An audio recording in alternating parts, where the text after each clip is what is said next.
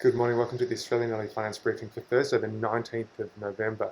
My name's Nick here in Melbourne, starting with Senator Jane Hume, the Superannuation Minister. She spoke at the AFR Banking Conference yesterday, talking about some of the issues the super industry has been raising against her sort of reform on the industry and her war on poorly performing or overpriced super funds. So one of the arguments is that if funds are going to be sort of, pulled up for having a year of bad performance, it's going to really push all the funds into sort of a largely index tracking type structure, an ETF passive investing style. And particularly, in this year, it would have meant all the superannuation funds probably jumped on the tech bandwagon, would have all been in these sort of tech companies and not investing in nation building infrastructure, which a lot of them were doing, which may not, would implicitly mean they underperformed in such market conditions. But Jane mentions that this would be pulled up because there's a new online comparison tool called Your Super, and it will sort of highlight that funds are index tracking. And how she says is, and if you're going to hug the index, you better do it at a seriously low cost because that's what you're going to be measured on. So that could be hopefully something to make this a bit clearer. Another concern they mentioned is that, so why is everything all about performance? Why not look at the other add-ons such as insurance and other financial products that are sort of slapped onto superannuation funds? But Jane rightly says that that's not the primary purpose of superannuation. The primary purpose is to grow your nest egg, and that's what things should really be primarily measured on.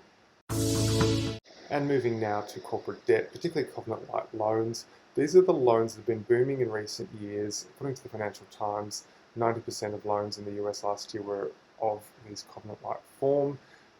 What's covenant-light? Quickly, it is basically where investors, lenders, desperate for yield in a low interest rate environment are having trouble getting it.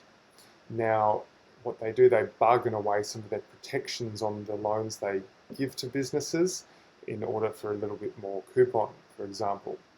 Now, this sort of loosening of the covenants is coming back to bite. It's being led by a couple of PE funds in the US, namely Oaktree and Ares. Ares is the company looking at buying AMP here in Australia. So looking at an example of Trimark restaurant supply business, looking back at 2017, that business was bought by Centrebridge Partners, a PE firm. They, as they do, loaded the business up with about $800 million of debt, which was subsequently sold on to investors, covenant-like form. Fast forward to 2020, when the restaurant business is suffering due to the pandemic, they need more money. So along comes Oaktree and Ares. They've lent the business $120 million. But because that other loan on their balance sheet is covenant light, Oaktree and Ares have just walked in and said, well, we're going to make this loan more senior. And there's no rules in the sort of indenture of the bonds to suggest that that's not allowed. So in they come, basically making the other debt subordinated, and in this example, the market value of that debt plummeted about 80% in a matter of days. The existing bondholders went to court, but there was nothing they could do because of these low covenants. Oaktree had every right to do what they did. So this is starting to play up in a few different examples in the US, and no doubt we'll see more of that coming.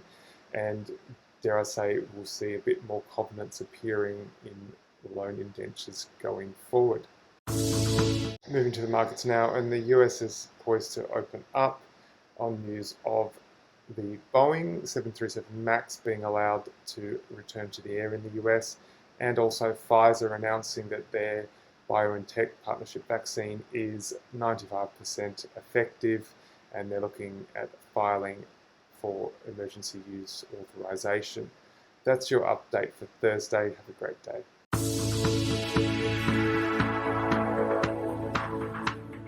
This podcast is for investment professionals only and should not be relied upon by private investors. The podcast is provided for informational purposes only and does not constitute financial advice. The values of investments can go up or down, so you may get back less than you initially invest.